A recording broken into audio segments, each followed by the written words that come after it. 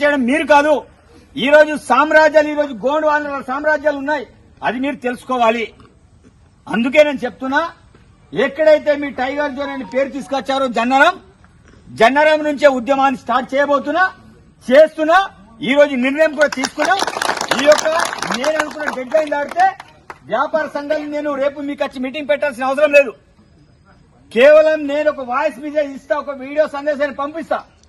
పంపిన వెంటనే చేయి మీరు కలపండి. నేను అనుకున్న విధంగా మీరు చేయండి. ఎట్లా అటవీ శాఖ దిగిరాదో మనం చూద్దాం. ఫస్ట్ మీరు చేసేది ఏంటిది? బేస్ క్యాంపులు ఉన్న మీ పిల్లలందరినీ కూడా ఎవరిని కూడా అడవికి పంపకండి. ఎవడైనా వేరే వాళ్ళు వస్తే వాళ్ళని కూడా రానియకండి.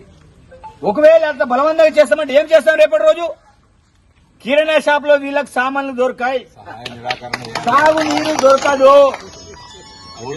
తాగునీరు దొరకదు, రెంట్లు ఇచ్చిన ఇళ్లన్నీ కూడా ఖాళీ చేసే పరిస్థితి వస్తుంది.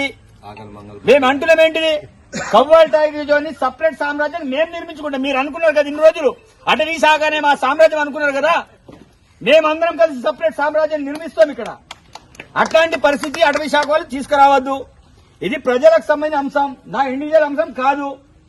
కాబట్టి ప్రజలకు అన్యాయం జరిగినప్పుడు నేను స్పందిస్తానని చెప్పినా. మీరు ఇప్పటికే అనుకుంటారు కావచ్చు ఏమైతుంది, జానేడున్నాడు ఏం చేస్తాడు, మీ ట్రోలింగ్ నాకు పనికిరావు. బాంబు చిన్నగా ఉంటుంది, పేరుది ఏమైతే తెలుసు. కాబట్టి నేను అనుభవంతో సమానం. మీరు ఏమని చేసుకోండి, నేను వదిలిపెట్టడం కానీ ఎవరు చెప్పినా వినడం కూడా కాదు.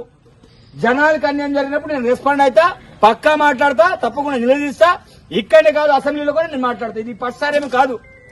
కాబట్టి నేను చెప్పేది ఒకటే, ఆదివాసులతో పాటు ఎస్సీలు, బీసీలు, ఓసీలు, ఆదివాసులతో పాటు ఎంత అయితే వాళ్ళు భూములు ఒక 30 హౌసుల నుంచి కాస్తులు ఉన్నారు, వాళ్ళని ఎవరిని కూడా ఇబ్బంది పెట్టద్దు, ఇళ్లని ఖాళీ చేయొద్దు, హరాస్మెంట్ చేయొద్దు. వీరు ఏదైతే ఈసీజెడ్ ఉందో 1 కిలోమీటర్ ఎక్కడి నుంచి ఉందో, నేను వారం రోజుల క్రితం అంటే ఏ రోజు? పోయిన సోమవారం, ఈ రోజు సోమవారం, ఎగ్జాక్ట్లీ వారం రోజుల క్రితం అహ్మద్ నదీం గారికి కలిసిన మీ డిఓలకు ఆదేశాలు ఇవ్వండి. ప్రతి మండల వాళ్ళకి మీటింగ్ పెట్టండి, ఫారెస్ట్ విషయం అవగాహన పెట్టండి. ఈసీజెడ్ ఏంటిదో చెప్పమని నేను స్పష్టంగా చెప్పి మాట్లాడి వచ్చిన.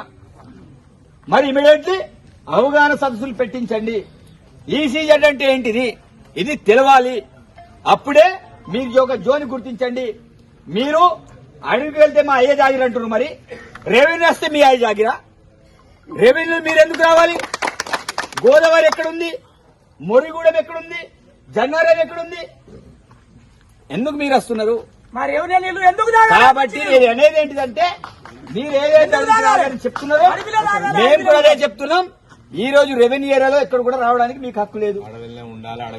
మీరు అడవిలో ఉండాలి, అడవిలో పండాలి, మన లక్ష్మణ్ చెప్పినట్టు. కాబట్టి అట్లాంటి సిచ్యువేషన్ మీరు తీసుకురాకండి. ఈ రోజు కొంతమంది వల్ల ప్రభుత్వం బదనమవుతుంది, కొంతమంది వల్ల అటవీ శాఖనే బదనమవుతుంది. ఈ బదనం అవడంలో ప్రధాన సూత్రధారి, పాత్రధారి ఎఫ్డిపిటి శాంతారాం. వారి కింద ఉన్న వాళ్ళు ఈరోజు ఎఫ్ఆర్ఓ జన్నారాం, అదేవిధంగా ఎఫ్డిఓ రామ్మోహన్ గారు, వీరందరూ కూడా బాధ్యులే. కాబట్టి వీరి మీద ఇమీడియట్ యాక్షన్ తీసుకోవాలి. నేనైతే ఇమీడియట్లీ చెప్తున్నా, 24 గంటల టైం దాటిన తర్వాత అబ్బా ఎమ్మెల్యే గారు నువ్వు రా అంటే నేను వచ్చేటోని కాదు, ఎవరు పిలిచినా పోయేటోని కాదు. నేను జనాలతో జనాల దగ్గరనే ఉంటా. ఎవరు పిలిచి నేను రాను, నేను పోను కూడా. కాబట్టి నేను చెప్పేది ఒకటే, 24 నా డెడ్ లైన్ దాటి కంటే ముందు అతన్ని సస్పెండ్ చేయాలి. అదేవిధంగా వాళ్ళకి సంబంధించిన ఫోన్లు కావచ్చు అన్ని కార్డు ఇవ్వాలి. అదేవిధంగా మేము కొన్ని అంశాలతోటి ఒక తీర్మానం కూడా చేస్తాం.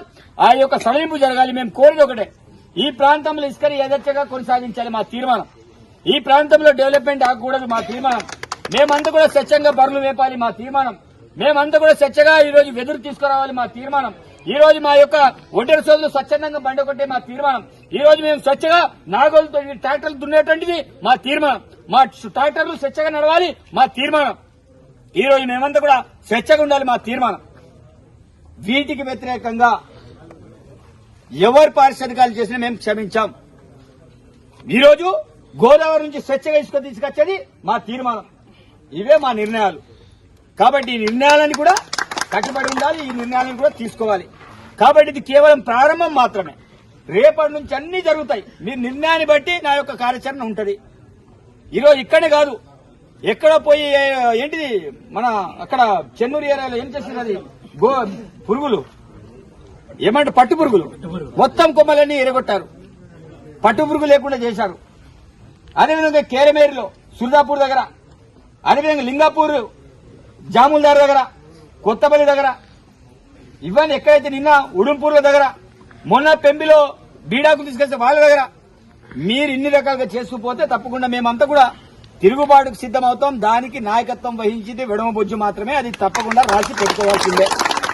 నేను వినను కాబట్టి ఆ సిచ్యువేషన్ రాకుండా చూడాలని మరొకసారి అటవీ శాఖ అధికారులకు నేను విజ్ఞప్తి చేస్తున్నాను. ధన్యవాదాలు. Thank you.